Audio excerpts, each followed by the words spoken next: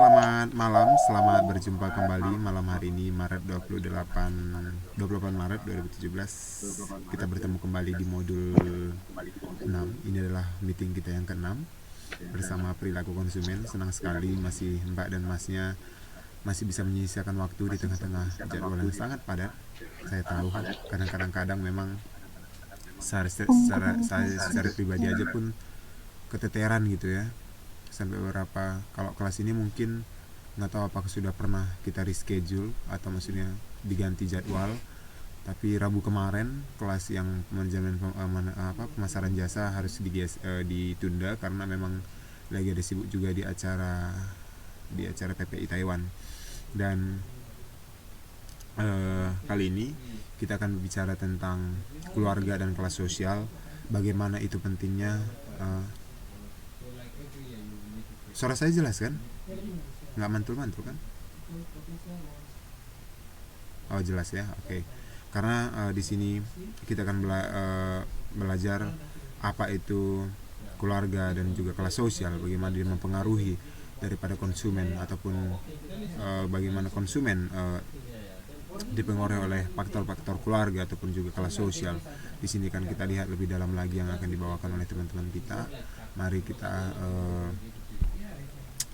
dengarkan penjelasan mereka. Sejauh ini sih dari dua presentasi sebelumnya saya suka karena bisa mereka menjelaskan dengan baik itu, dan berharap juga malam hari ini juga setelah kemarin modul 5 kita juga bisa belajar di modul 6 ini.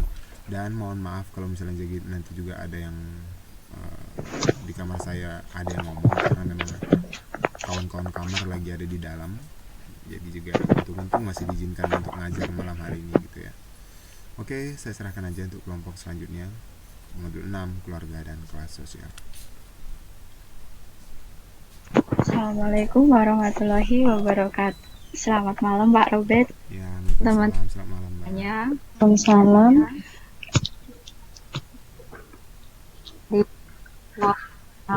Di kelompok 2 dan malam ini akan mempresentasikan modul 6.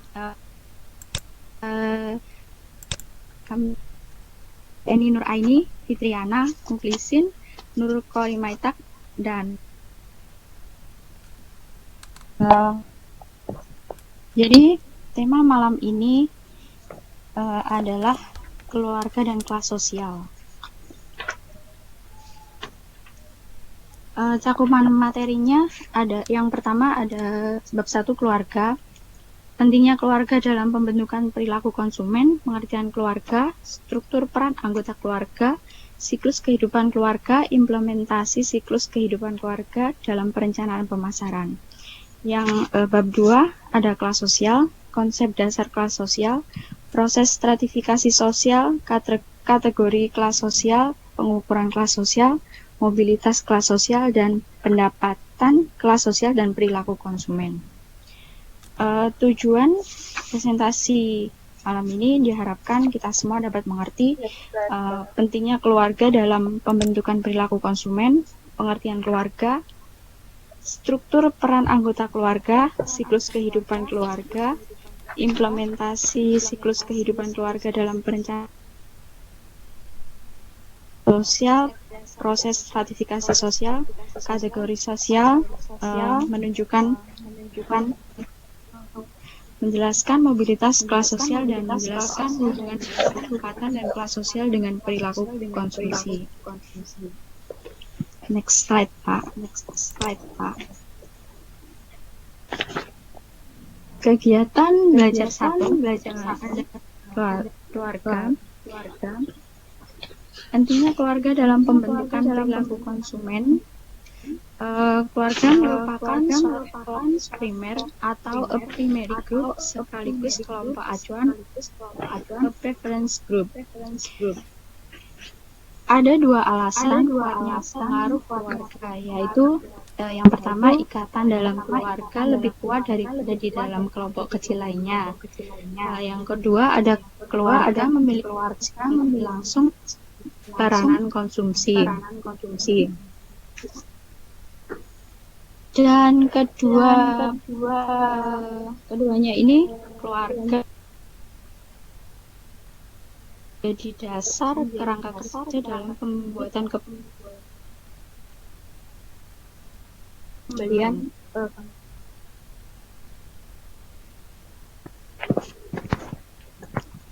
Perbedaan antara keluarga dengan kelompok lain. Kalau keluarga terbentuk oleh pernikahan atau kelahiran. Sedangkan kelompok lain terbentuk oleh pekerjaan atau tugas.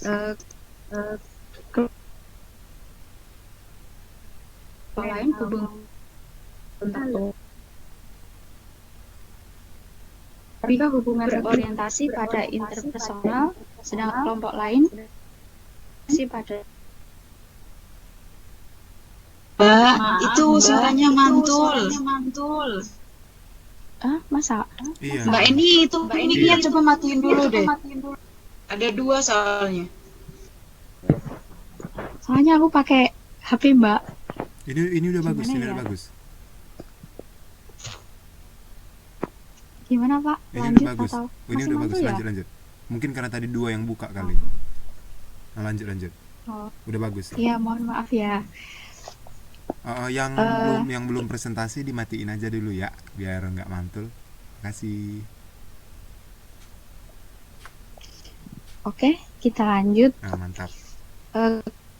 Lebih kepada pencarian nilai intrinsik, sedangkan kelompok lain lebih kepada ikatan yang berorientasi rasional. Keluarga juga memiliki orientasi kelompok atau kooperatif, sedangkan kelompok lain mereka lebih berorientasi pribadi atau kompetitif. Next slide, Pak. Yang kedua ada pengertian keluarga.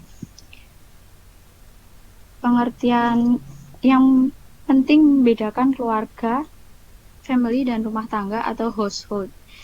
Keluarga lebih terbatas, mengarah pada suatu kelompok yang terdiri dari 2 orang atau lebih yang berrelasi karena hubungan darah, pernikahan, adopsi, dan bertempat tinggal sebagai suatu rumah tangga. Sedangkan rumah tangga mengikuti anggota yang terkait dengan keluarga dan semua orang yang tidak terkait yang berada dalam suatu unit tempat tinggal. Kemudian struktur kekuasaan di dalam keluarga atau power structure. Terkait dengan anggota keluarga mana yang paling dominan. Keluarga patriark atau patriarchal family. Ini merupakan suatu keluarga yang patriark di mana sang ayah mempertimbangkan sebagai anggota yang paling dominan. Yang kedua ada keluarga matriarch atau matriarchal family di mana wanita memainkan peran dominan dan membuat keputusan. Sedangkan equalitarian family mereka seimbang membagi tugas dan pengambilan keputusan secara bersamaan. Struktur kekuasaan dalam perkawinan dalam mengambil keputusan. Next slide, ada otonomi automatic. Yaitu dibuat oleh masing-masing pasangan suami dan istri. Yang kedua didominasi oleh suami. Yang ketiga lebih didominasi istri. Di mana kebanyakan keputusan dibuat secara bersamaan oleh sang suami dan istri. Next slide, Pak. Kemudian ada struktur peran anggota keluarga. Yang pertama ada peran instrumental dan ekspensif. Peran instrumental dan ekspensif ini suami berperan untuk memberikan dukungan material dan kekuasaan kepemimpinan. Sedangkan istri lebih berperan dalam pemberian perhatian dan dukungan moral. Dan yang kedua ada peranan anggota keluarga dalam keputusan pembelian atau purchase process roles. Ini terdiri dari 5 7 macam. Yang pertama ada inisiator atau pencetus, yaitu mengemukakan adanya suatu masalah atau kebutuhan terhadap suatu item. Contohnya, misalkan ini kan pencetus.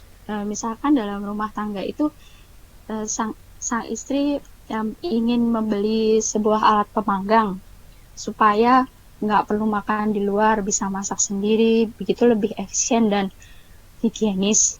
Sang istri mencetuskan sarannya itu kepada suaminya untuk membelikan alat pemanggang tersebut. Seperti itu. Jadi kalau manggang apa-apa biar enak. Dan yang kedua ada influencer atau pemberi pengaruh. Menginformasikan atau mendorong anggota keluarga lainnya dalam suatu situasi pembelian. Ini kan pemberi pengaruh. Contohnya, misalkan dalam suatu rumah tangga tadi ya ingin membeli alat pemanggang. Kemudian sang istri tadi pengennya beli yang murah supaya bisa, misalkan contohnya dari rumah itu pengen beli merek Kirin karena harganya lebih miring. Terus ketika di toko gerabah, toko peralatan dapur, dia mengajak anak perempuannya yang besar misalnya. Terus waktu di toko alat gerabah tadi, si anak memberi saran kepada istrinya, ibunya, ini aja Bu, ini ada 2 macam, bisa bawah bisa atas. Kalau yang bawah ini buat dagingnya itu kalau ditaruh di bawah cepat panas, cepat empuk. Kalau yang bagian atas, sap atas itu buat manasin aja, kayak gitu kan. Jadinya memberi pengaruh. Yang awalnya dari rumah itu mikir pengen beli Kirin yang murah, begitu nyampe di yang dipilih yang Philips. Jadi kan jadi beda. Yang kedua ada information gatherer atau pengumpul informasi, yaitu di mana atau lebih akan memberikan informasi dengan kemungkinan pembelian. Nah, ini misalkan contohnya beli rumah.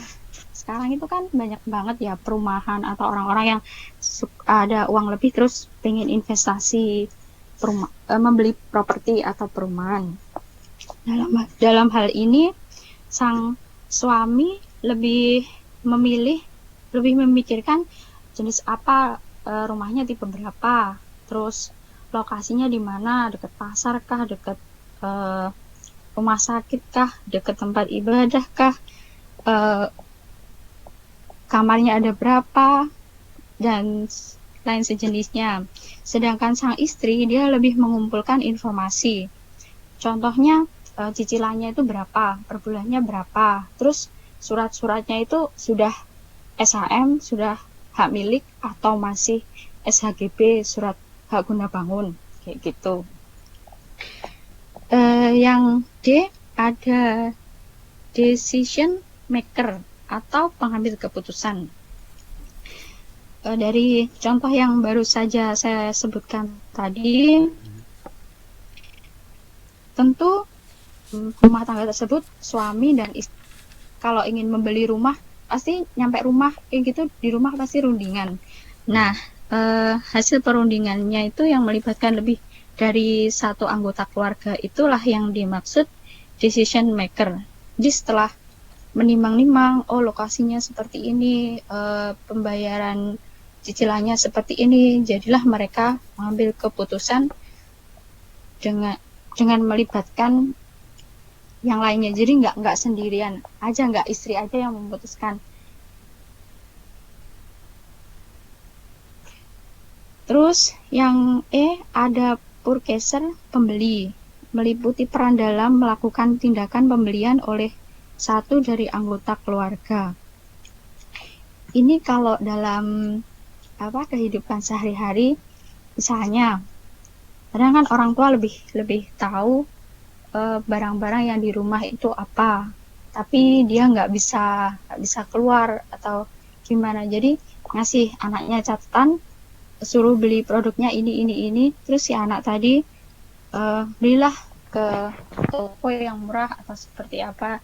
Jadi em, apa ya, kayak dia itu melakukan tindakan pembelian, tapi yang memberi gagasan itu bukan dia, tapi ibunya kayak gitu. Salah satu salah satu dari anggota keluarga yang lain.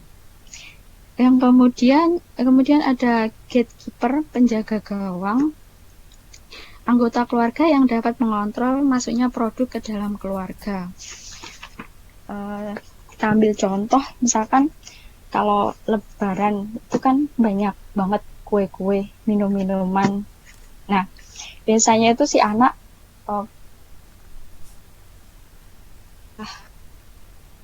nggak usah bikin, kan ada kan harus dari nyuci-nyuci gelas, mendingan beli aja itu ale-ale satu kardus segini. Nah, si ibu eh, apa ya, sebagai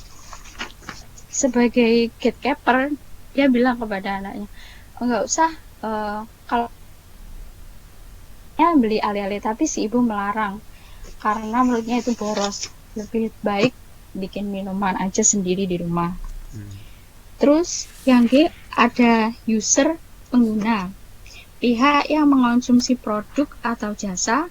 Pengguna mungkin merupakan orang yang sama yang melakukan peran lainnya, atau mungkin saja merupakan orang yang berbeda. Contohnya seorang anak kecil atau bayi yang merupakan pengguna dari pakaian anak-anak dan mainan yang dibeli oleh pihak lain. Oke, selanjutnya akan dijelaskan oleh Mbak.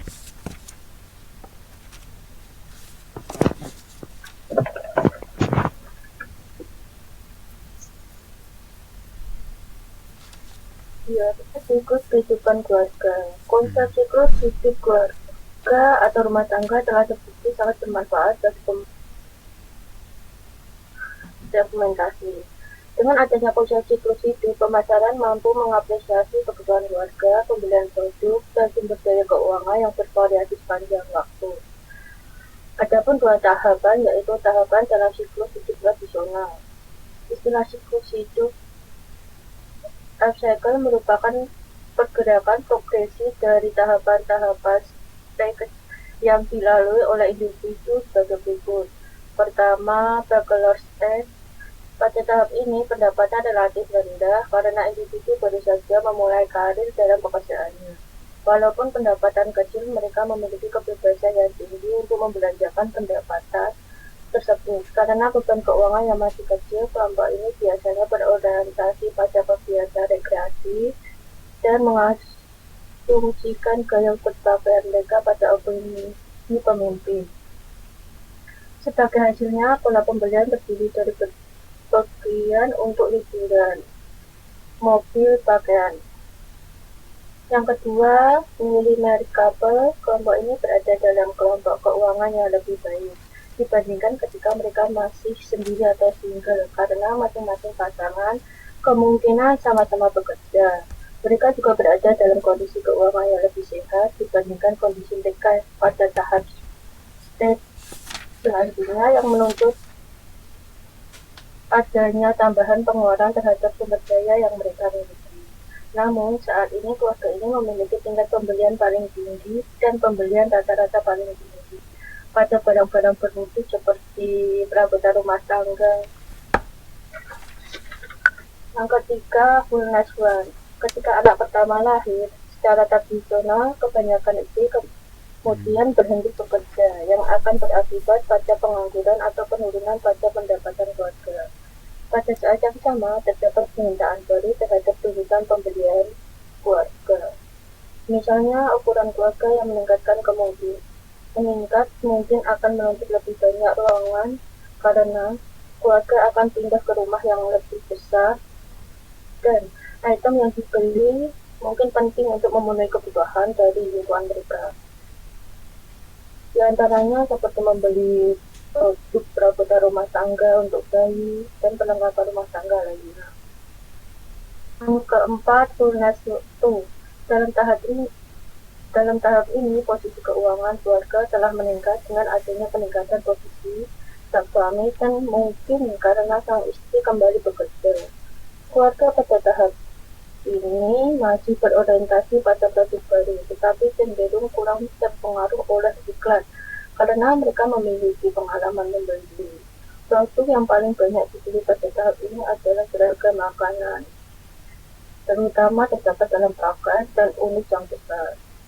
Yang kelima, punastri.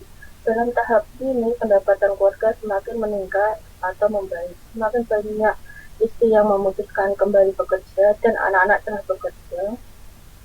Walaupun mereka lebih resisten terhadap iklan, tipe keluarga ini memiliki pengeluaran rata-rata yang tinggi untuk barang bermutu, dikarenakan kebutuhan mereka untuk mengganti barang-barang lama. Yang kelima, empty-nest one.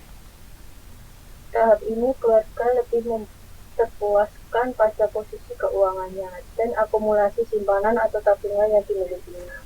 Kepemilikan akan rumah telah mencapai titik ambang atas dan pengeluaran utama biasanya ditujukan untuk memperbaiki rumah.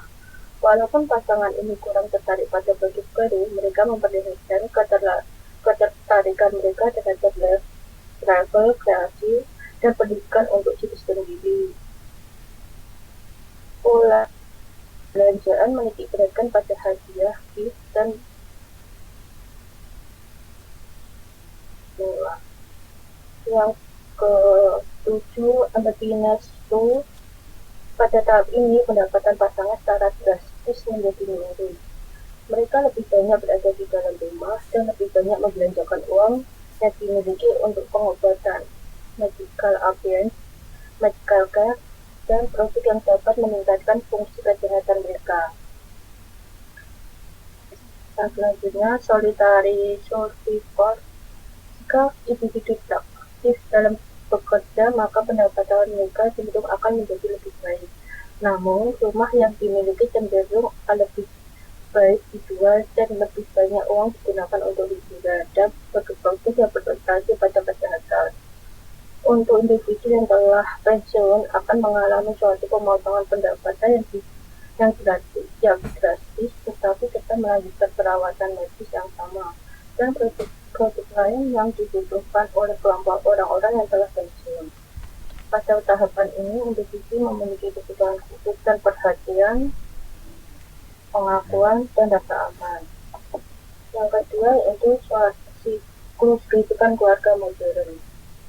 Dalam beberapa tahun terakhir, terdapat banyak perubahan yang terjadi dalam keluarga, terutama dalam ukuran keluarga yang lebih kecil, penundaan usia menikah, dan tingginya tingkat perceraian.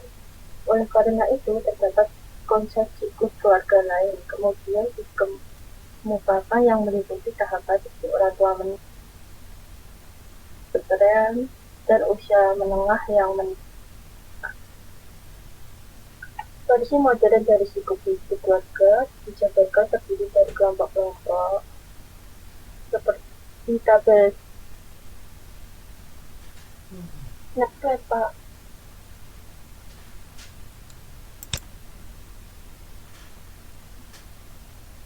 Next slide. Oke. Implementasi. Dapat berbagai aliran yang membantu memvisualiskan kemudian variasi berbeda dari siklus hidup keluarga. Sebelumnya, Pak, yang siklus modern, Pak. Ya udah. Yang pertama, bachelor one terdiri dari satu individu yang berusia 18 sampai 34 tahun, tidak menikah, segera tidak ada hubungan. Terus yang kedua, young couple terdiri dari individu wanita berusia 18 sampai 34 tahun. Pasangan menikah atau tidak menikah, tidak ada anak. Yang ketiga, fullness one terdiri dari individu wanita berusia 18 sampai 34 tahun. Pasangan menikah atau tidak menikah, anak paling kecil berusia di bawah 6 tahun. Yang keempat, Tunas itu terdiri dari individu wanita berusia 18 sampai 34 tahun, pasangan nikah atau tidak menikah, anak paling kecil berusia 6 tahun atau di atas 6 tahun. Single parent one terdiri dari satu individu berusia 18 sampai 34 tahun, tidak menikah, bercerai, berpisah, ditinggal karena kematian, anak paling kecil berusia di bawah 6 tahun. Single parents itu terdiri dari satu individu berusia 28 sampai 34 tahun, tidak menikah, bercerai, berpisah, tinggal karena kematian, anak paling kecil berusia 6 tahun atau di atas 6 tahun. Bachelor itu terdiri dari satu individu berusia 35 sampai 64 tahun, tidak menikah, bercerai, berpisah, ditinggal karena kematian, tidak ada anak yang bergantung. Selanjutnya, childless couple terdiri dari individu wanita berusia 35 sampai 64 tahun, pasangan nikah atau tidak menikah, tidak ada pasangan yang bergantung. Dan selanjutnya, binayat kunas terdiri dari individu wanita berusia 35 sampai 64 tahun, pasangan menikah atau tidak menikah, anak termuda berusia di bawah 6 tahun. Dan selanjutnya, Kunastri terdiri dari individu wanita berusia 35 sampai 64 tahun, pasangan menikah atau tidak menikah, anak termuda berusia 6 tahun atau di atas 6 tahun. Dan selanjutnya, single parent terdiri dari satu individu berusia 35 tahun sampai 64 tahun, anak termuda berusia 6 tahun atau di atas 6 tahun. Dan selanjutnya, bachelor tree terdiri dari satu individu berusia 65 tahun atau tidak menikah, bercerai, berpisah, ditinggal karena kematian, tidak ada anak-anak yang bergantung. Dan terakhir, alter couple Antina terdiri dari individu wanita berusia 65 tahun atau lebih, pasangan menikah atau tidak menikah, tidak ada anak yang bergantung. Siklus keluarga modern didasarkan pada usia dari individu wanita dalam rumah tangga yang ditelusuri dalam kelompok-kelompok usia muda, usia menengah, dan kelompok usia lebih tua. Usia beragam ini dipengaruhi oleh dua bentuk peristiwa. Satu, pernikahan dan pemisahan, baik karena perceraian atau kematian. Yang kedua, hadirnya anak pertama dan anak paling akhir. Di dalam tabel di atas terdapat ada kata one atau house, rumah tangga yang terdiri dari satu orang dewasa, dua ada household, rumah tangga yang terdiri dari dua orang dewasa, dua ada full-time household, rumah tangga yang terdiri dari dua orang dewasa ditambah dengan anak-anak. One ada full-time household, rumah tangga yang terdiri dari satu orang dewasa ditambah dengan anak-anak. Yang terakhir, children couple dan couple, pasangan tanpa anak. Oke, implementasi. Implementasi siklus kehidupan keluarga dalam perencanaan pemasaran. Walaupun 3 tahapan yang berbeda telah diuraikan tadi, tidak ada suatu kesepakatan yang dinyatakan sebagai pengkategorisasian siklus hidup keluarga yang paling tepat. Riset yang telah dilakukan dengan penggunaan model siklus kehidupan familiar cycle menunjukkan bahwa banyak perbedaan dalam konsumsi yang didasarkan pada tahapan dalam siklus hidup. Hal ini menunjukkan bahwa model tersebut adalah suatu alat segmentasi yang bermanfaat. Terdapat prediksi yang cukup baik dan perilaku individu dan aktivitas waktu luang. Model tersebut juga kuat dan signifikan terkait dengan konsumsi makanan dan minuman, pemilikan perlengkapan utama atau pendukung, penggunaan sejumlah uang untuk kepemilikan aset yang berharga dalam rumah tangga. Pada dimensi yang terkait dengan konsep siklus hidup keluarga adalah pola kepemilikan terhadap barang berwujud, berbagai penelitian terkait dengan subjek telah mengklasifikasikan rumah tangga didasarkan pada kepemilikan mereka atas barang-barang berwujud dan data perencanaan pembelian barang. Oleh karenanya, rumah tangga yang baru saja terbentuk dimulai dengan status barang terkhusus yang diperoleh melalui hadiah, pembelian, leasing, atau sewa, kepemilikan sebelumnya atau sebagai barang. Karena rumah tangga baru jarang yang mampu untuk membeli aset perlengkapan dari barang berwujud yang dibutuhkan untuk perlengkapan rumah tangga, maka keluarga harus memutuskan urutan pembelian dan membuat suatu perencanaan keputusan tentang bagaimana pembelian yang akan dibuat pada waktu. Penelitian telah menunjukkan bahwa terdapat skala prioritas dalam pembelian barang-barang berwujud. Terima kasih. Selanjutnya dilanjutkan Mbak Esi. Ya, saya Eni Nur Aining langsung saja melanjutkan kegiatan belajar 2 kelas sosial. Next slide, Pak. Udah.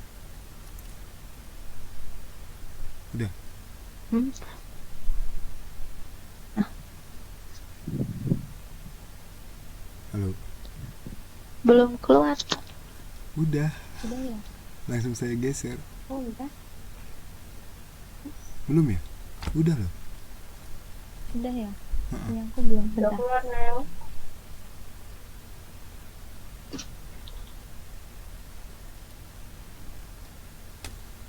Bentar, Pak. Oke, sip. Oke. Kelas sosial. Dalam hal ini, kelas sosial didefinisikan sebagai pembagian anggota masyarakat ke dalam suatu hierarki status kelas yang berbeda, sehingga para anggota setiap kelas secara relatif mempunyai status yang sama. Dan para anggota kelas lainnya mempunyai status yang lebih tinggi atau lebih rendah. Jadi dalam kelas sosial ini ada beberapa tahapan, di mana ada tahapan kelas yang ekonominya lebih tinggi, ada ekonominya yang menengah, atau yang ekonominya bawah. Nah, di sini mereka mengelompokkan kelas sosial tersebut berdasarkan, misalnya seperti kelas yang atas itu seperti ibu-ibu pejabat, arisan ibu-ibu pejabat, yang kelompok lebih menengah, ibu rumah tangga biasa, mungkin yang ekonominya menengah, yang misalkan gajinya di atas 5 juta misalnya ya, dan yang ekonominya lebih rendah, yang ekonominya di bawah 1 juta mungkin pendapatannya. Dan kelas sosial dan status sosial, di sini poinnya membatasi setiap kelas sosial dengan banyaknya status yang dipunyai para anggota dibandingkan dengan yang mempunyai para anggota kelas sosial lainnya. Jadi di sini seperti yang tadi dijelaskan ya, mereka membatasi mana yang masuk ke kelas sosial bagian kelas atas, mana yang masuk ke kelas sosial menengah, dan mana yang kelas sosial masuk ke termasuk ekonomi kelas sosial bawah. Nah, status ini paling sering ditentukan dari sudut satu variabel demografis atau yang lebih cocok. Nah, misalnya di sini ada beberapa faktor yang menentukan mana yang cocok dan yang mana yang tidak cocok. Misalkan dari faktor kekayaan. Di sini ibu-ibu yang termasuk ekonominya di atas, mereka akan lebih cenderung cocok dengan yang satu selevel gitu. Jadi yang ekonominya sama-sama tinggi. Berbeda dengan yang ekonominya lebih rendah, mereka cenderung tidak cocok. Jadi tidak cocoknya, misalkan kalau ibu-ibu yang ekonominya tinggi, kalau berbelanja dia pengennya ke mall, jadi biar derajat dan martabatnya itu merasa terangkat.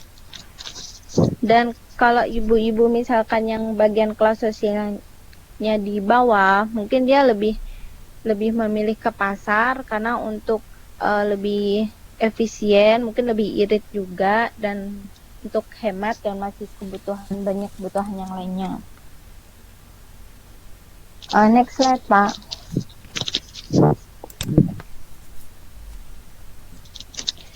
Selanjutnya yaitu ada proses stratifikasi sosial.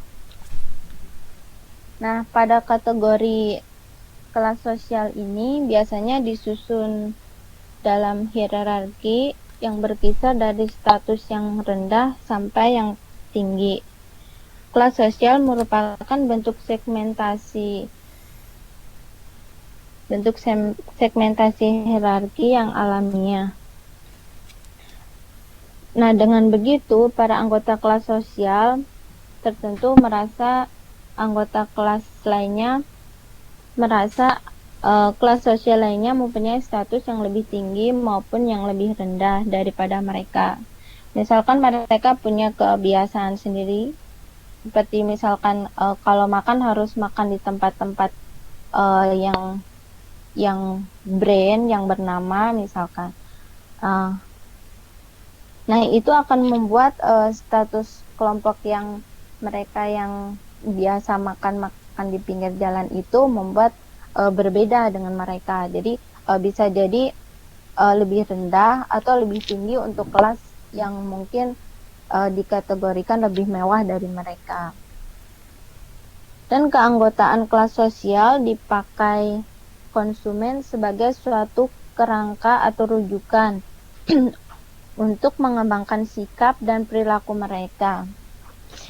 Nah, di sini dalam konteks kelompok rujukan, kelas sosial tertentu dapat diperkirakan akan lebih sering berpaling kepada anggota lainnya dari kelas yang sama untuk memperoleh isyarat mengenai perilaku yang sesuai. Jadi misalkan seseorang dia ingin mengangkat atau meningkatkan kedudukan kelas sosialnya dengan berusaha menyamai atau melebihi perilaku kelas anggota menengah.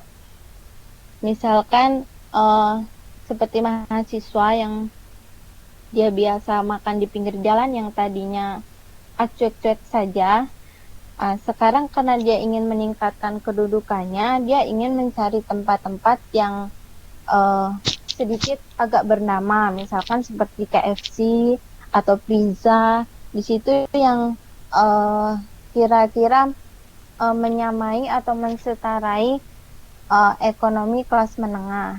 Jadi dengan begitu dia akan merasa kedudukannya meningkat di kelas sosial ini. Nah, aspek hierarki kelas sosial penting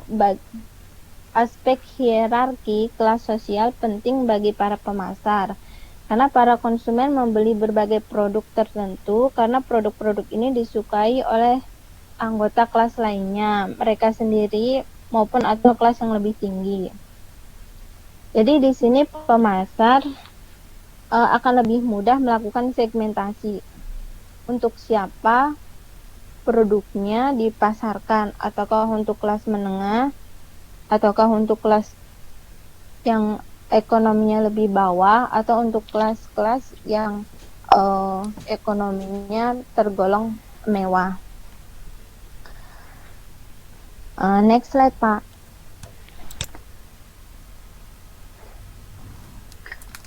Nah, di sini ada tabel 6.3 variasi jumlah dan tipe kategori kelas sosial. Bisa dilihat di modul 6.22 kalau misalkan kurang jelas. Tabel ini mengungkapkan sedikitnya jumlah kelas atas yang menjadi alasan mengapa kebanyakan pemasar hampir mengabaikan mereka atau menggabungkan mereka dengan kelas menengah atas, atau sebaliknya jumlah yang sedikit dan seleranya tinggi menyebabkan kelas atas menjadi target pasar yang sangat diingini oleh berbagai perusahaan khusus yang memerlukan keahlian khusus dan kemampuan untuk melayani sejumlah kecil pelanggan yang sangat kaya. Nah, di sini pengelompokan kelas sosial ada beberapa skema, dari skema mulai dari 2 kategori sampai dengan 8 kategori, yaitu yang pertama skema kelas sosial 2 kategori, di mana mereka mengelompokkan kelas sosial 2 kategori ini pekerja pabrik dengan pekerja kantor, dan yang kelas sosial bawah dengan yang atas, kelas bawah menengah. Selanjutnya, skema kelas sosial 3 kategori dikelompokkan beberapa pekerja, pekerja pabrik, pekerja otak, dan pekerja kantor. Dan yang kedua, bawah, kelas sosial bawah, kelas sosial menengah, dan atas. Skema kelas sosial 4 ada kelas sosial bawah, menengah atas, dan kelas sosial atas. Selanjutnya, skema kelas sosial 5 kategori ada kelas sosial bawah, kelas pekerja, menengah bawah, menengah atas, dan kelas sosial atas. Yang kedua, kelas sosial bawah, menengah bawah, kelas sosial atas. Skema kelas sosial 6 kategori kelas sosial bawah-bawah, bawah atas, menengah bawah, menengah atas, atas bawah, atas atas. Skema kelas sosial 7 kategori bawah-bawah yang sesungguhnya, kelompok bawah, tapi bukan yang paling bawah, jadi di atasnya kelompok bawah. Lalu kelas pekerja, kelas menengah, menengah atas, atas bawah, dan atas menengah, atas atas. Skema kelas sosial 9 kategori kelas bawah-bawah, bawah menengah, bawah atas, menengah bawah, menengah, dan menengah atas atas. Untuk lebih jelasnya nanti mohon Pak Robert untuk menjelaskan. Mungkin saya tabel jelaskan ini, aja Pak. ya, biar nanti nggak berulang takut ini. Kalau misalnya maksudnya kelas sosial yang 9 kategori ini, misalkan ini kok bingung gitu ya, bawah-bawah, bawah menengah, bawah atas, menengah bawah, itu maksudnya gimana sih gitu, kayak seolah bingung ya kan, kayak yang ini kan, maksudnya kayak gini, masyarakat itu kan dibagi atas 3, atas, kelas atas, menengah, dan bawah. Terus bawah itu dibagi lagi atas 3 gitu. Bawahnya itu sebawah mana gitu. Apakah terus dibagi lagi bawah misalnya. Berarti ini mungkin nggak punya rumah, nggak punya ladang, nggak punya mungkin berpindah-pindah gitu.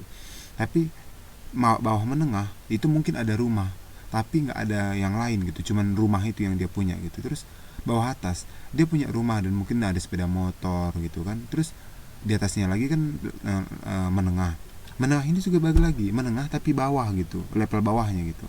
Mungkin ada mobil, ada mungkin yang pertama tadi bawah-bawah misalnya nggak ada listrik juga gitu ya, dan nggak ada rumah juga gitu. Di bawah menengah ada rumah tapi mungkin nggak ada listrik, sangat sederhana gitu. Kalau bawah atas mungkin udah ada listrik tapi nggak ada barang-barang elektronik yang lainnya gitu.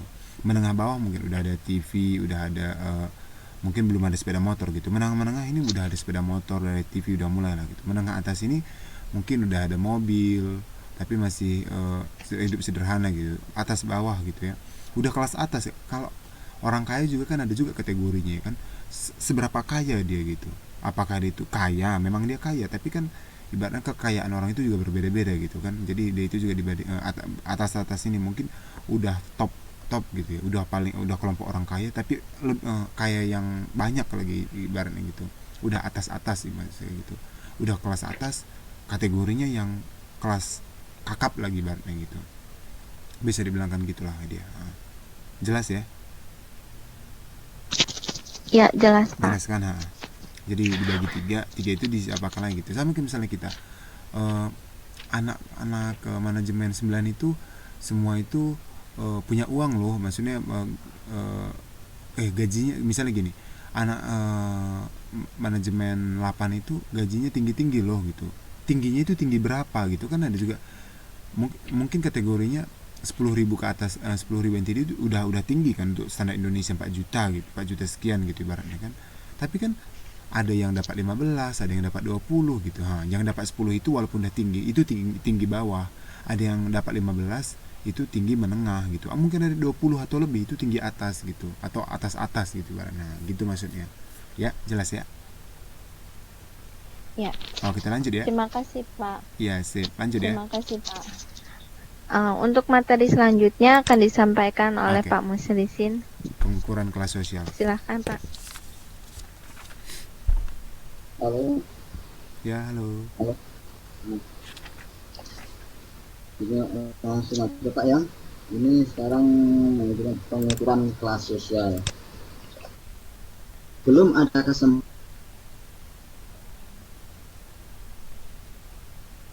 Halo. sampai. Halo tes. Oh iya, iya. Halo, Iya, iya, jelas iya. nggak? Iya, dengar. Kita ulang. Pengukuran kelas sosial. Belum ada kesempatan yang diterima secara umum tentang bagaimana cara mengukur kelas sosial sampai tingkat tertentu. Para peneliti masih belum mempunyai kepastian mengenai dimensi yang melandasi struktur kelas sosial yang pokok. Untuk mengusahakan pemecahan dilema ini, para peneliti telah menggunakan berbagai macam teknik ukuran yang mereka anggap memberikan perkiraan yang wajar mengenai kelas sosial. Pendekatan yang sistemik untuk kelas sosial tertangkup dalam berbagai kategori yang luas sebagai berikut, yaitu ukuran subjektif, ukuran reputasi, ukuran objektif, dan kelas sosial. Ukuran subjektif yaitu dalam pendekatan subjektif untuk mengukur kelas sosial, para individu diminta untuk menafsirkan kedudukan kelas sosial mereka masing-masing. Yang kelas dari pendekatan itu diantaranya yaitu dari kelompok golongan mana. Berikut ini yang terbaik menggambarkan kelas sosial Anda.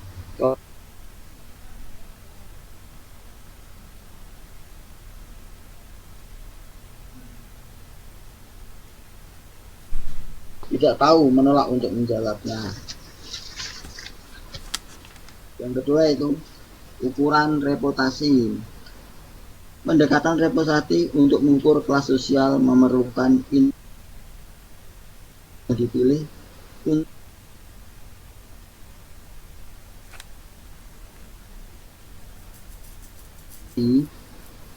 tugas akhir untuk mendapatkan kedudukan kelas sosial para anggota masyarakat berada di dalam penelitian yang terlatih. Yang selanjutnya yaitu ukuran objektif. Dalam ukuran objektif itu berbeda metode subjek yang direputasi yang mengharuskan orang menimbulkan kedudukan kelas mereka tersendiri atau kedudukan para anggota masyarakat lain. Dalam ukuran objektif ini kita tinjau dari dua, yaitu ukuran indeks variabel tunggal dan indeks variabel gabungan. Yang termasuk dalam indeks variabel tunggal yaitu pekerjaan, pendidikan, dan penghasilan. Pekerjaan merupakan ukuran sosial bagi yang diterima secara masyarakat luas. Misalnya begini, di masyarakat kami itu pekerjaannya rata-rata petani, terus ada yang lainnya jadi pekerjaan di perusahaan pabrik, terus lainnya lagi pegawai negeri.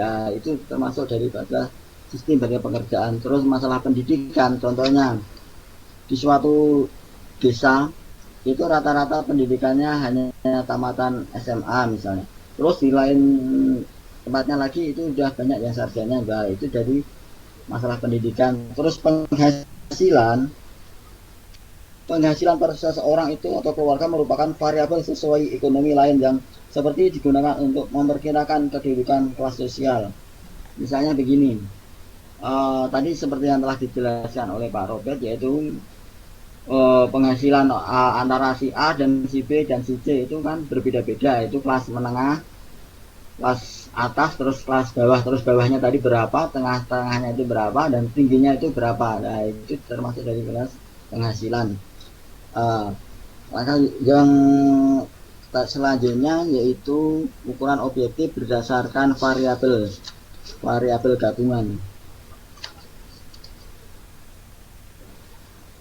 Kualitas lingkungan dalam nilai tempat kediaman jarang digunakan sebagai untuk kelas sosial satu-satunya, tetapi mereka secara tidak resmi digunakan untuk mendukung atau membuktikan keanggotaan kelas sesuai yang ditetapkan atas dasar status pekerjaan atau penghasilan.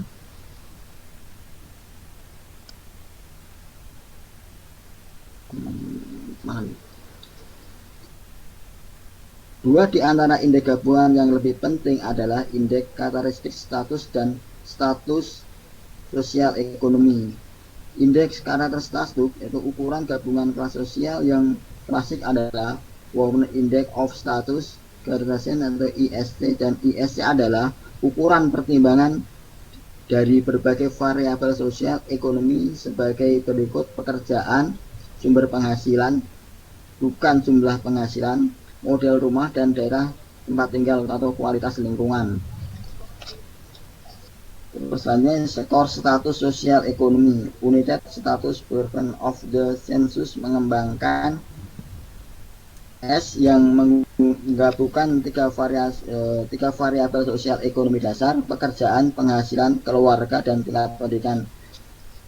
Yang selanjutnya yaitu profil gaya hidup kelas sosial. Next slide.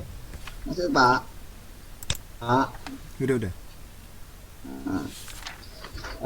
Daripada profil gaya hidup kelas sosial, untuk lebih jelasnya kita lihat tabel di 6.4, yaitu profil kelas sosial. Kelas atas perkumpulan country club, jumlah kecil keluarga yang telah betul-betul mapan. Ini bisa dilihat di modul di halaman 6.30 teman-teman. Itu menjadi berbagai konten klub yang terbaik dan mencontohi berbagai peristiwa awal yang besar. Bertindak sebagai pengawas, sebagai perguruan tinggi dan rumah sakit setempat. 4. Para dokter dan pengacara yang terkemuka. Mungkin pemimpin berbagai lembaga keuangan yang besar.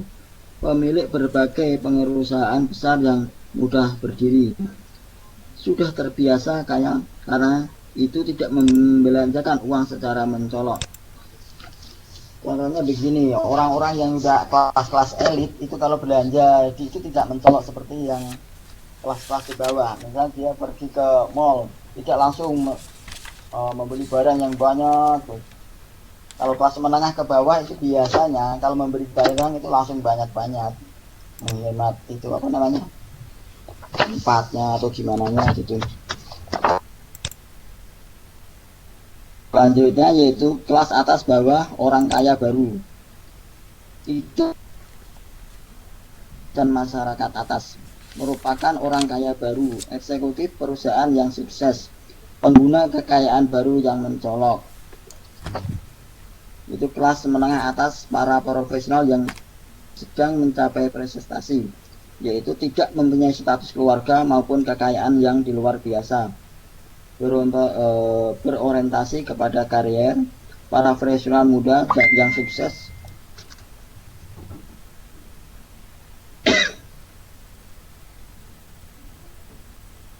Terus kelas menengah atas, para profesional yang sedang mencari prestasi, tidak mempunyai status keluarga maupun kekayaan yang luar biasa, berorientasi kepada karier, para profesional muda yang sukses, manajer perusahaan dan pemilik perusahaan. Kebanyakan ada tamatan perguruan tinggi, banyak yang mempunyai gelar-gelar S2 ataupun S3. Aktif dalam berbagai profesional masyarakat dan sosial. Mempunyai minat yang kuat dalam memperoleh hal-hal yang lebih baik dalam hidup. Rumah mereka adalah simbol dari prestasi mereka. Konsumsi sering mencolok, sangat berorientasi kepada anak. Kelas menengah bawah, pengikut yang setia, terutama para pekerja kantor yang tidak mempunyai kedudukan pemimpin dan para pekerja pabrik yang bergaji besar, ingin mendapat penghargaan dan diterima sebagai warga negara yang baik. Mengingatkan anak-anak mereka berkelakuan baik, cenderung menjadi pengunjung gereja yang rajin, yang sering dilihat dalam berbagai kegiatan yang disponsori gereja, lebih menyukai penampilan yang rapi dan bersih dan cenderung menghindari pakaian yang terlalu mengikuti mode atau bergaya mutakhir. Merupakan pasar yang utama untuk berbagai produk yang praktis. Kelas bawah atas mayoritas yang mengingini rasa aman, itu segmen kelas sosial yang terbesar, pekerjaan pabrik yang untuk lebih jelasnya ini Pak Robert yang menjelaskan.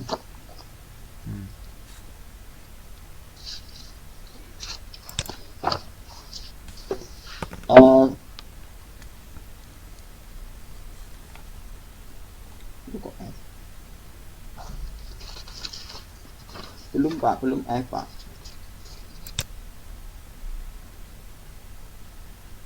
Mobilitas kelas sosial. Mobilitas kelas sosial kita itu ada golongan menjadi dua, yaitu karena persediaan pendidikan bebas dan berbagi peluang untuk mengembangkan dan memajukan diri. Itu gerakan turun yaitu dikemukakan komentator sosial bahwa beberapa orang dewasa muda seperti para anggota X generation tidak hanya mempunyai kesulitan untuk berbuat lebih baik daripada orang tua mereka, pekerjaan yang lebih besar yang dapat dikeluarkan simpanan yang lebih besar, tetapi bahkan tidak dapat berbuat baik kepada orang tua mereka. Next slide Pak.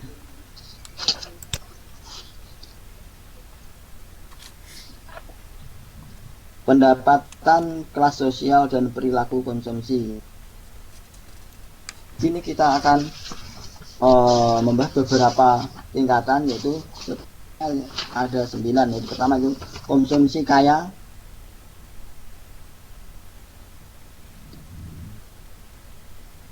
konsumen yang tidak kaya, tibanya kelas tekto, penerapan kelas sosial, kepribadian konsumen yang dipilih, pakaian mode dan berbelanja, pencarian waktu senggang, simpanan pengeluaran dan kredit, kelas sosial dan komunikasi. Nah, sekarang kita jelaskan dari konsumen yang kaya. Jadi dimaksudkan di sini itu telah mempunyai rumah tangga yang kaya merupakan target yang sangat menarik. Hal ini dikarenakan setiap anggota keluarga tersebut mempunyai porsi penghasilan yang lebih besar untuk dipergunakan secara bebas menurut kemauan mereka sendiri.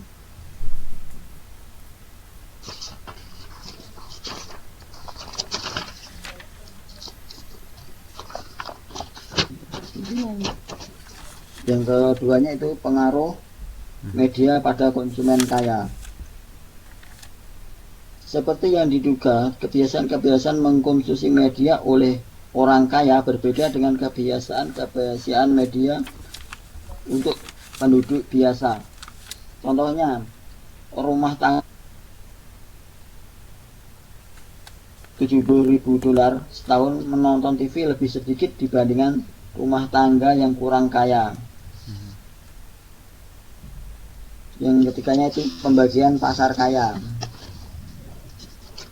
Pasar kaya bukanlah satu pasar yang tunggal, berbeda dengan strawberry yang populer.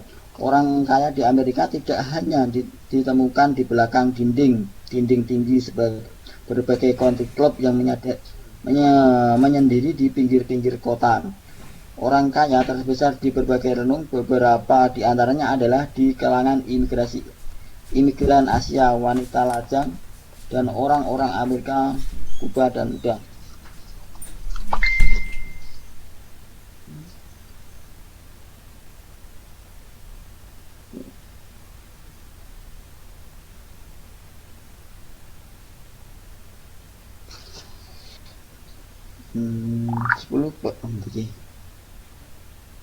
Itu overdeck yang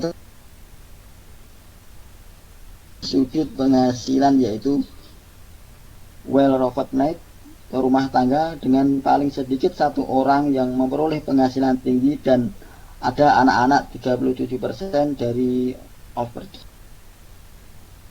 String effect, yaitu rumah tangga dengan paling sedikit satu orang yang mempunyai penghasilan tinggi dan tidak ada anak-anak 32% dari overdeck. Net income, yaitu rumah tangga dengan 2 orang atau lebih yang mempunyai penghasilan tidak ada yang mempunyai penghasilan tinggi dan anak-anak 11% dari overdeck. Two chorus, yaitu rumah tangga dengan 2 orang atau lebih yang mempunyai penghasilan tidak ada yang mempunyai penghasilan tinggi dan tidak ada anak-anak 14% dari overdeck. The Collect itu rumah tangga dengan tingkat kemakmuran tinggi tanpa adanya orang yang bekerja, dan kepala rumah tangga yang juga tidak bekerja 6% dari overdeck. Selanjutnya itu konsumen yang tidak kaya. Walaupun banyak pemasang iklan yang telah suka memperlihatkan produk mereka sebagai bagian dari gaya hidup yang lainnya, merupakan sekelompok konsumen yang besar yang tidak dapat diabaikan oleh pemasaran kenyataan rumah tangga yang berpenghasilan 34.000 atau kurang menguasai lebih dari 30% dari total penghasilan di Amerika Serikat. Orang yang berpenghasilan rendah atau konsumen kelas bawah sering dibatasi sebagai yang mempunyai penghasilan rumah tangga yaitu $30 atau kurang.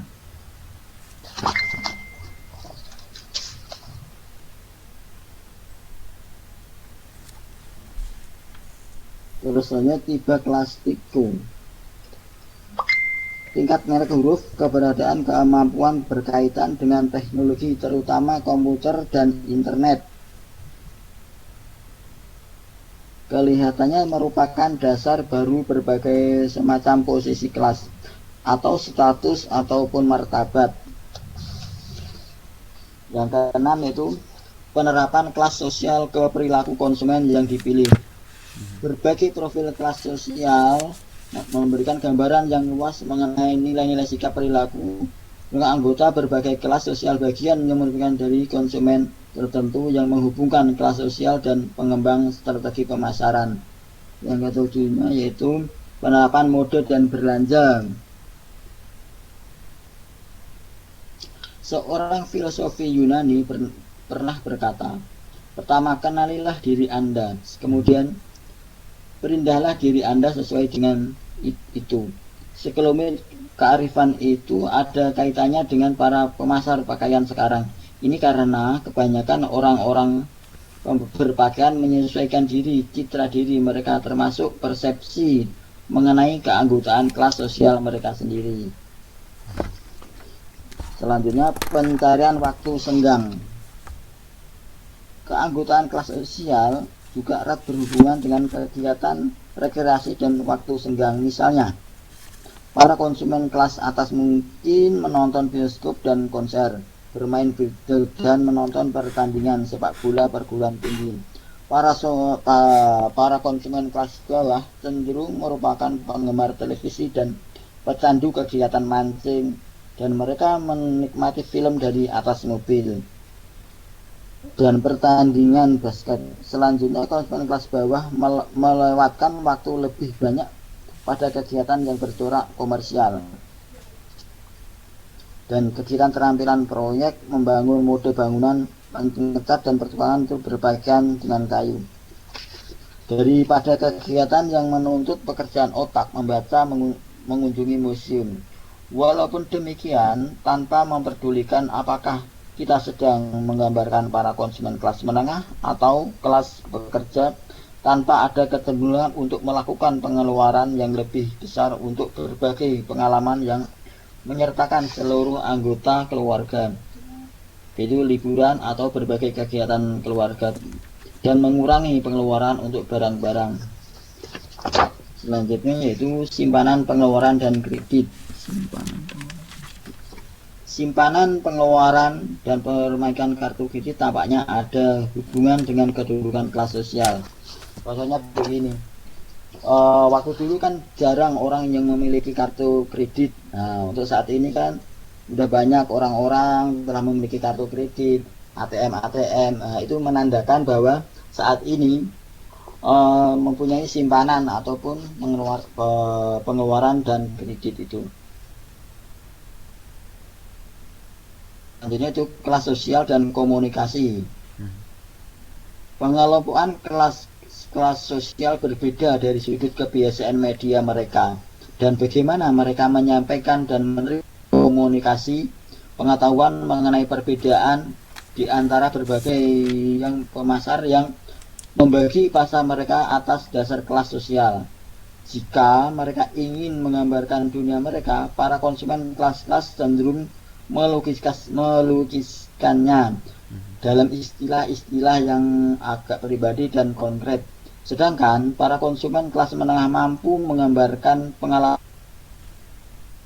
perspektif yang berbeda. Contohnya, yang sederhana menjelaskan bahwa para anggota kelas sosial yang berbeda cenderung melihat dunia ini secara berbeda. Jawaban-jawaban terhadap pertanyaan yang diajukan di mana para responden biasanya membeli bensin dapat digambarkan seperti berikut ini. Jawaban kelas menengah atas di mobil atau share. Jawaban kelas menengah bawah di stasiun di jalan-jalan utama. Jawaban kelas bawah di kaki lima atau pinggir-pinggir jalan. Perbedaan menunjukkan bahwa para konsumen kelas mempunyai pandangan yang lebih luas atau lebih umum mengenai dunia. Sedangkan para konsumen kelas bawah cenderung mempunyai pandangan yang sempit atau pribadi melihat dunia melalui berbagai pengalaman langsung mereka. Perbedaan menurut daerah dalam terminologi, pilihan kata dan ungkapan dalam pola pemakaian juga cenderung meningkatkan kita tidak menuruni jenjang kelas sosial. Oleh karena itu, dalam membuat pesan yang ditargetkan kepada kelas bawah, para pemasar berusaha memilih kata-kata iklan mereka yang mempresentasikan pilihan istilah menurut daerah tertentu. Yang ada sebagai contoh, sip adalah jempolan. Keterbukaan yang efektif dan selektif information pada berbagai tipe media massa berbeda berdasarkan atas sosial dalam pemilihan berbagai program dan jenis program khusus. Para anggota kelas sosial yang lebih tinggi lebih menyukai peristiwa dan drama mutakhir, sedangkan para individu kelas bawah cenderung lebih menyukai opera sabun, pertunjukan kuis, dan komedi situasi. Konsumen dari kelas yang lebih tinggi cenderung lebih terbuka kemungkinan terpapar majalah dan surat kabar daripada mereka yang berasal dari kelas lebih rendah. Konsumen kelas bawah mungkin lebih terbuka terhadap berbagai publikasi yang mendramatisasi percintaan dan gaya hidup para selebriti film dan televisi. Sebagai contoh, majalah cerita nyata mempunyai daya tarik yang besar terhadap para wanita bekerja pabrik dan kelas pekerja yang senang membawa berbagai masalah.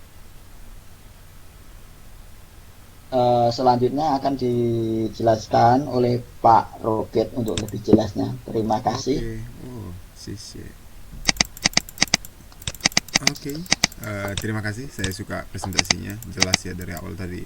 Kelompok 2 juga sudah menjelaskan beberapa hal yang penting. Dan sebentar ya, saya mau sebentar ke belakang. 1 menit ya.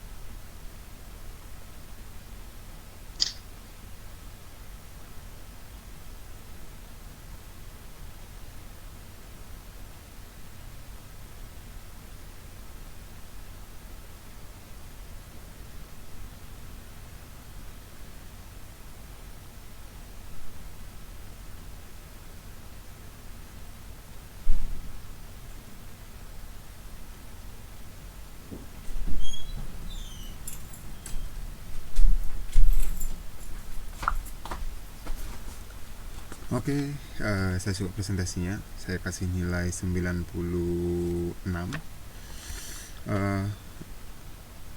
Terima kasih teman-teman bisa menyampaikan dengan baik dan juga PPT-nya juga tidak ngasal ya. Dan terima kasih juga untuk Mas Muklisin yang sudah jauh-jauh dari Indonesia mau online. Dan saya tahu bagaimana itu internet di Indonesia ya. Ketika saya pulang itu jadi pusing kepala saya. ketika harus mengerjai banyak tugas harusnya dan sebagainya, tapi ya Mas Muslisin masih bisa stay dengan kita dan suaranya juga masih jelas. Dan sebelum saya mulai, kelompok 1 sudah ngirim tugas kah? Udah kirim PPT kelompok 1.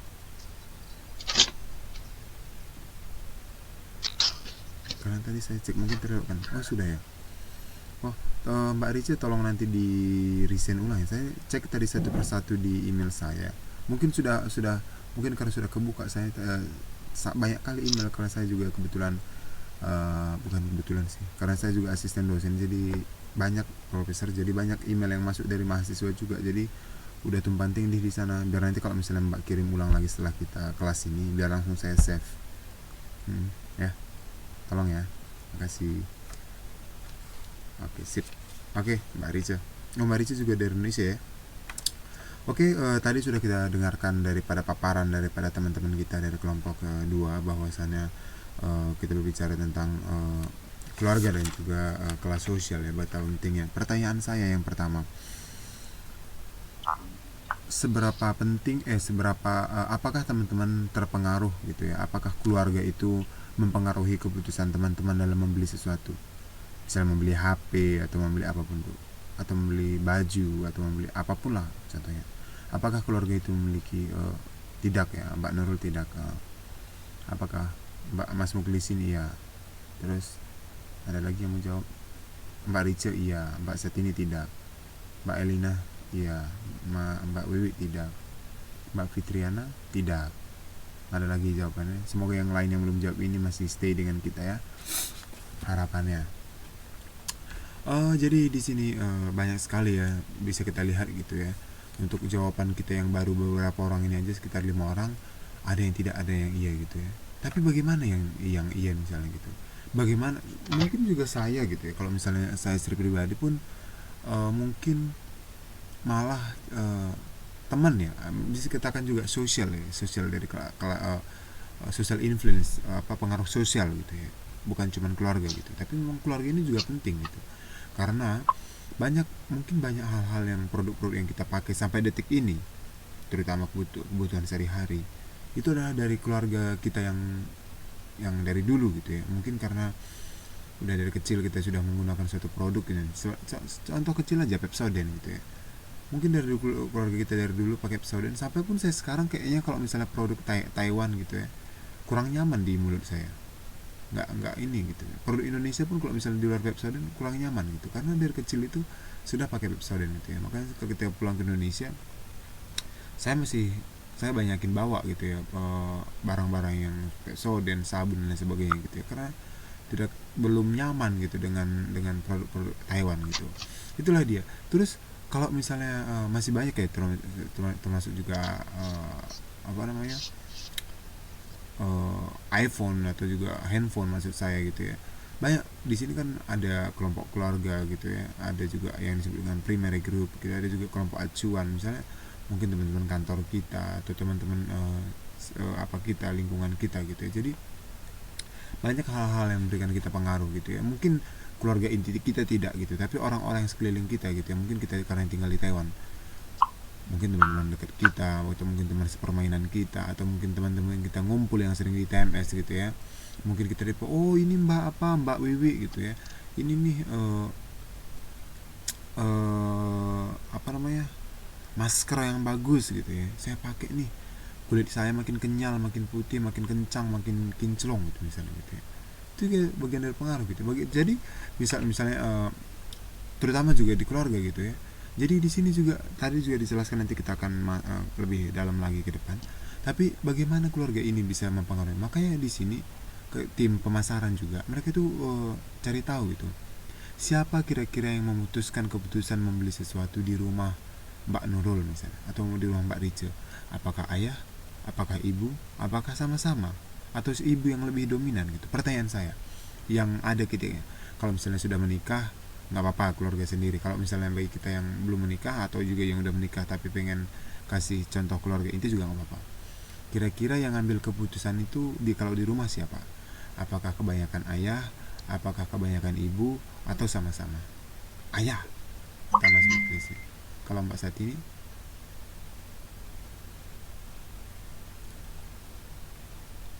bapak, sama-sama ayah, sama-sama dengan suami, bapak.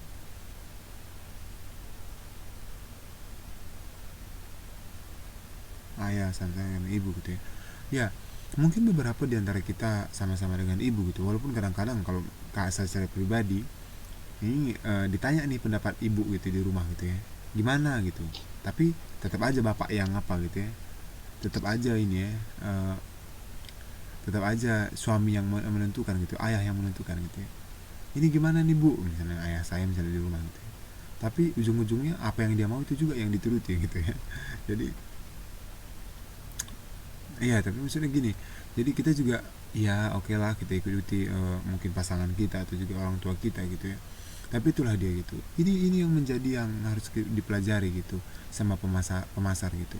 Kalau misalnya suaminya yang lebih dominan mengambil keputusan, misalnya produk mobil gitu, nggak yang cowok kan lebih suka yang warna-warna elegan ya kan, mungkin warna-warna gelap gitu ya. Nggak, misalnya kita menjual mobil misalnya contoh, ya nggak mungkin kita itu jual yang warna-warna kesukaan cewek kan, misalnya pink, merah gitu kan, atau juga mungkin misalnya kebutuhan sehari-hari misalnya gitu, misalnya apa ya, tas misalnya tas untuk anak sekolah gitu, pasti akan beda yang milih tas untuk anaknya itu. Kalau ibu dengan ayah atau ibu itu pasti beda di tengah keluarga. Kira-kira apa kira-kira bedanya? Kalau misalnya ibu yang beliin, kira-kira gimana kalau ayah yang beliin?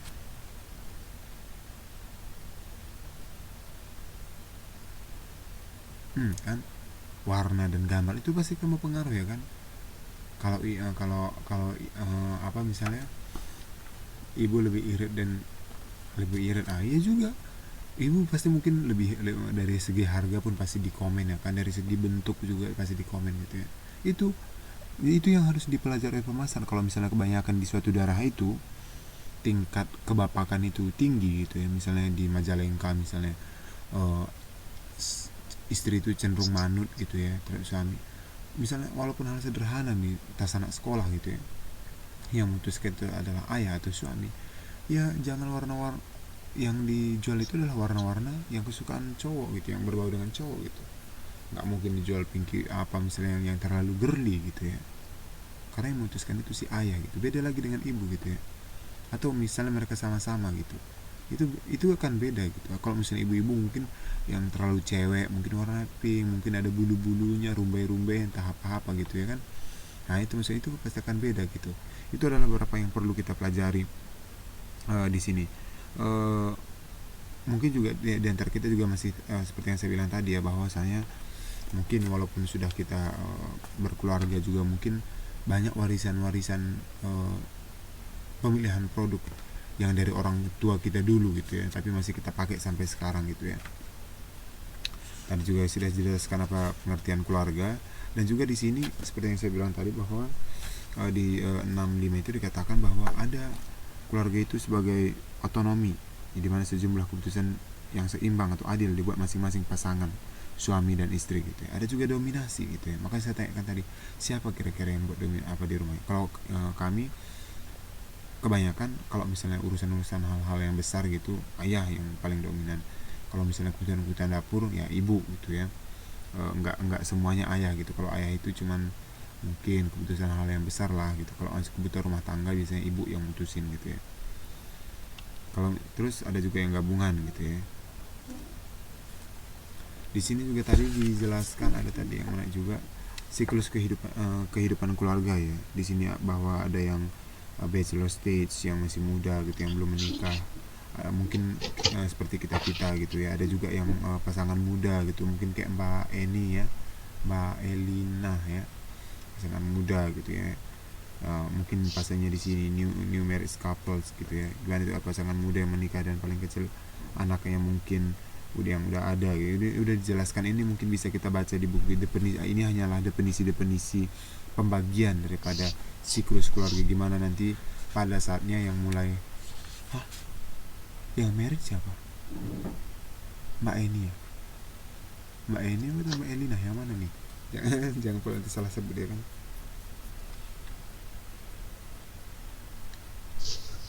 Oh, Mbak Satini ya yang udah nikah ya. Iya ya, Mbak Satini ya.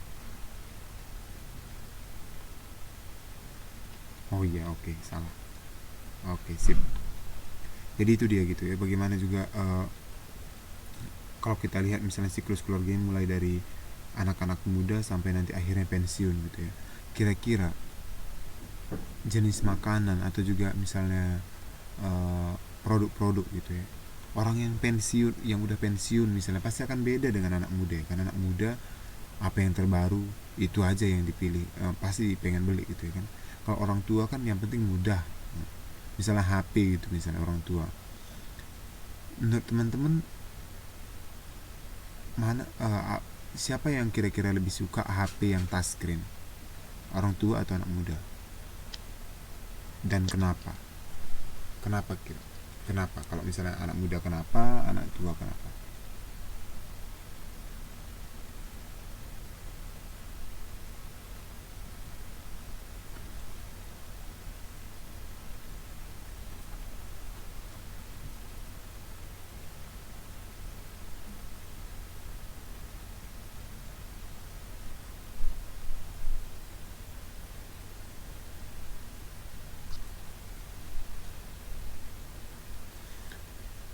Kalau orang tua sudah nggak fokus dengan tren, anak muda ikuti tren lebih cepat, lebih tren terbaru. Anak muda ikuti tren anak muda biar nggak ketinggalan zaman.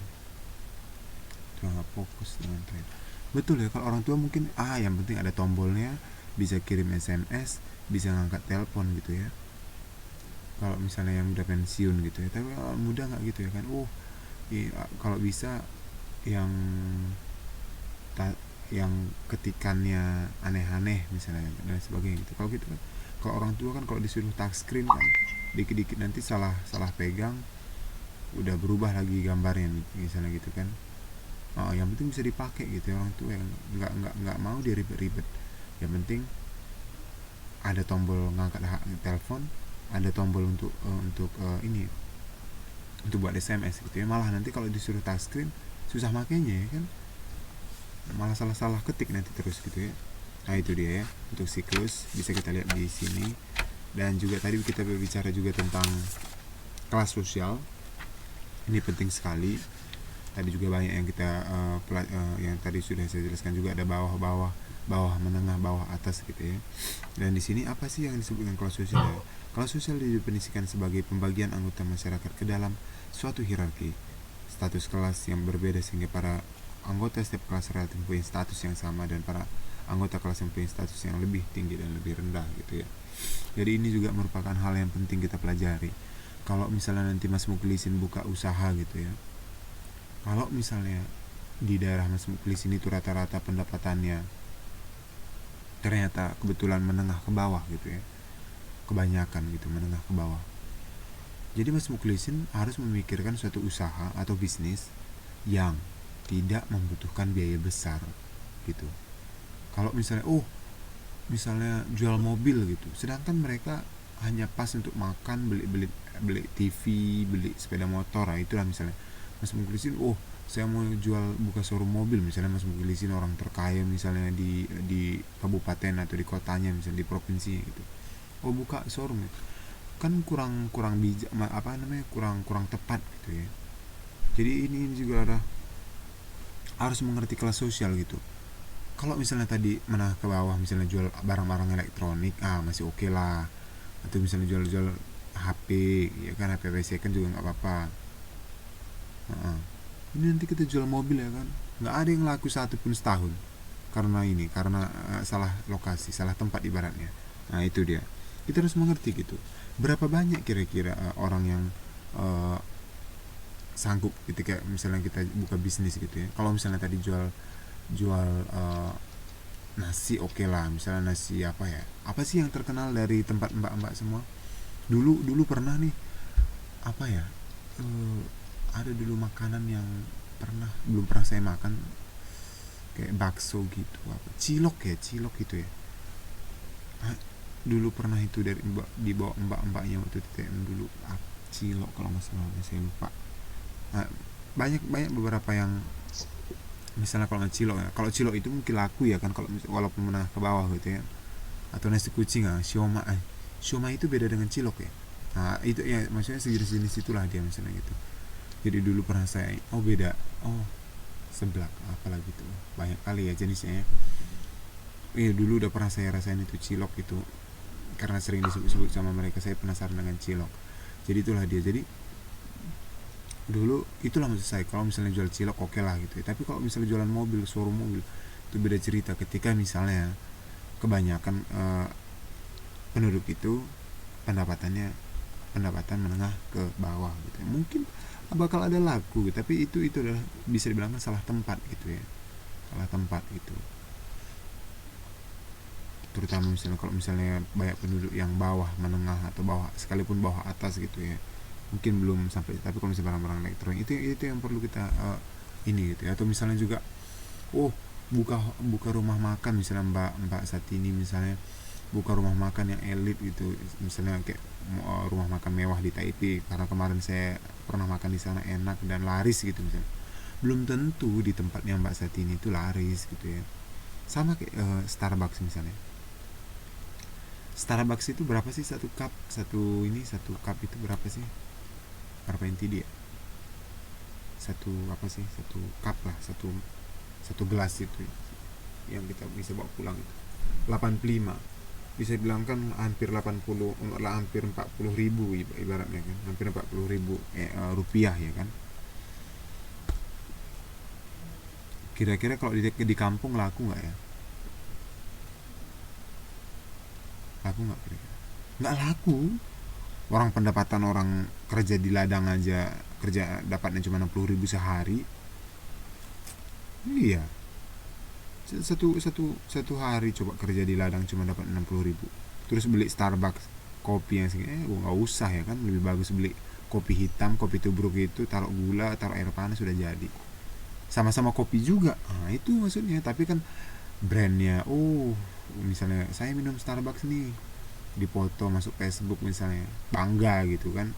Nah itu maksudnya. Jadi itu kalau misalnya hidup di perkotaan atau di kalangan yang menengah ke atas, oke lah gitu, mereka nggak terlalu bermasalah dengan duit ini. Kalau misalnya kita juga cari duit seharian cuman dapat 60 ribu, apa nggak ini gitu ya, nggak kacau jadinya gitu kalau cuman 40 ribu sehari, 60 ribu sehari, 40 ribu beli sekap kopi gitu ya. Apa nanti untuk jajanan anak, apa nanti, iya tekor bandar katanya kan, apa nanti untuk beli beras, apa nanti untuk bayar listrik ya. Itu ibaratnya gitu ya. Itulah pentingnya juga kita memahami gitu ya, kalaupun nanti buka usaha. Dan di sini juga tadi udah ada yang jelaskan Mas Muklisin kalau tidak tadi setelah ini, bukan mbak yang tadi. Dan di sini juga ada distribusi ukuran kelas sosial 5 kategori, ada kelas atas, menengah, pekerja bawah, dan pekerja dan bawah gitu ya. Bisa kita lihat biasanya presentasinya itu adalah kebanyakan orang itu di kelas menengah ya, karena untuk mencapai atas itu susah, dan juga agak bawah orang masih bisa untuk mengejar level menengah gitu ya. Jadi memang biasanya di mana-mana juga bisa bilangkan banyak orang kaya gitu ya. Kira-kira pertanyaan saya, siapa kira-kira yang lebih boros? Apakah orang kaya atau orang kaya baru?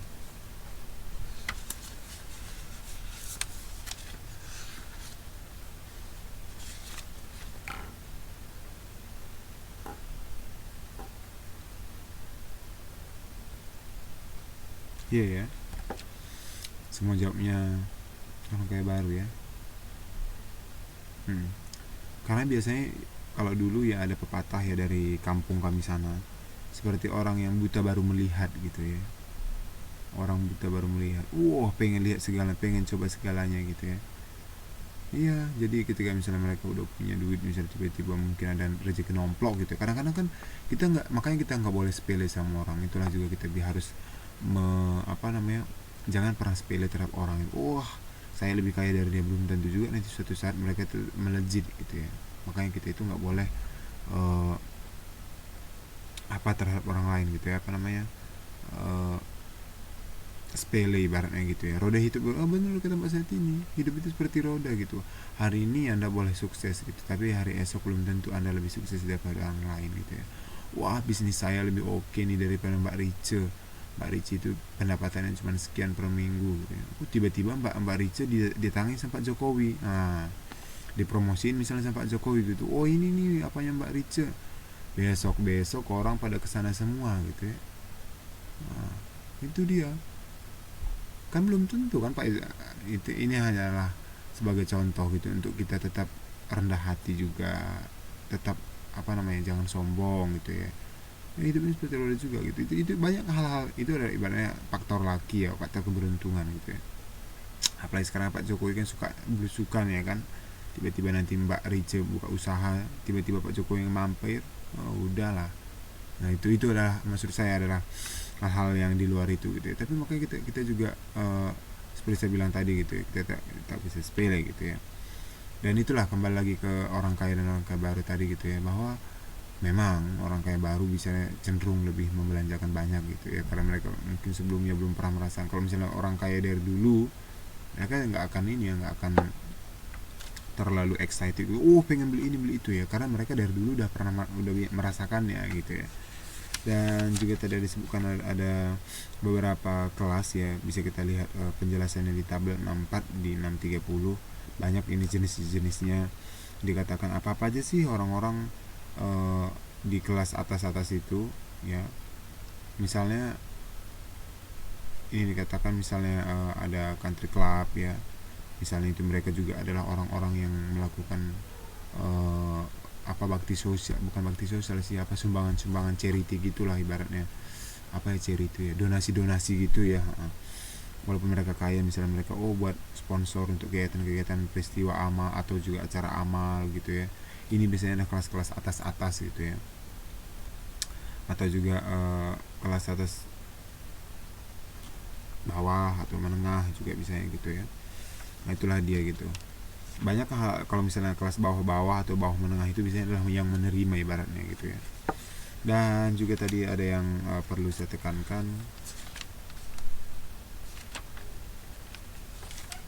gimana tuh ya, ini adalah bahwa mobilitas kelas sosial juga ada yang naik, yang terutama anak muda gitu ya. Mungkin dia biasa-biasa aja ya, tapi ketika misalnya dia berusaha keras ya, kelas sosialnya itu bisa meningkat gitu ya.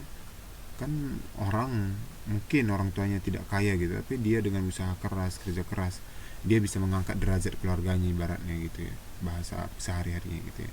Dia bisa mampu meningkatkan ekonomi keluarganya gitu. Ada juga yang menurun gitu ya, mungkin dia dulu kaya gitu ya, tiba-tiba mungkin karena ada masalah di bisnis, atau juga mungkin masalah lingkungan, atau juga mungkin masalah internal keluarganya, mungkin anaknya yang enggak bisa kita bilang tidak tahu diri gitu ya, royal ke sana kemari gitu ya, hambur sana hambur sini gitu, sehingga menyebabkan ekonomi keluarga tidak stabil dan ya mungkin goyang, sehingga kelas sosial yang menurun gitu, bisa kita bilang gitu ya.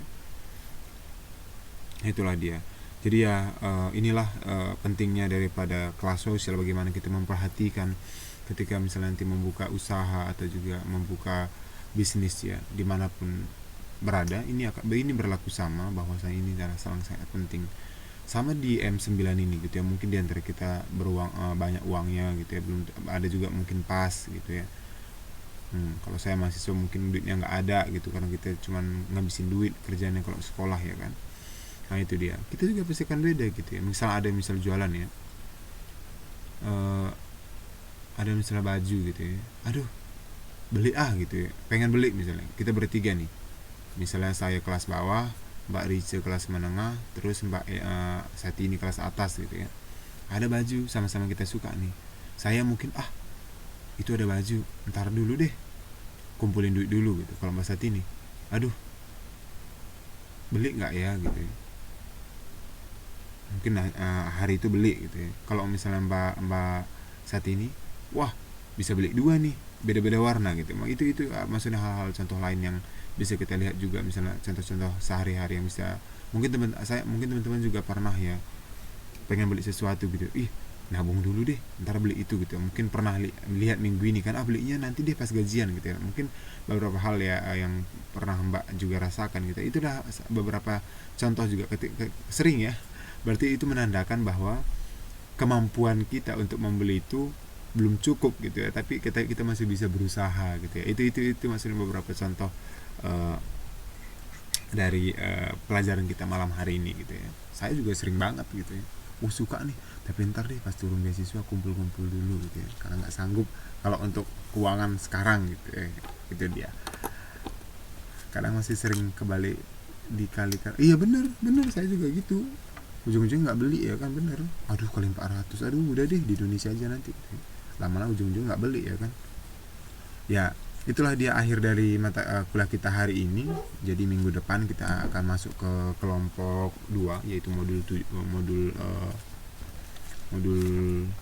ya. Jadi nanti modul 7 minggu depan, dan ya kelompok 1 modul 7. Nanti di TTM 2 saya bawa modul 8 dan 9 ya. Ada lagi pertanyaan? Kalau tidak ada biar kita sudahi, udah mau jam 11 juga ternyata. Ada teman-teman? Absennya jangan lupa di absen ya. Bantu Mas Mukhlisinya Mbak Safia. Oh tidak? Yang lain gimana?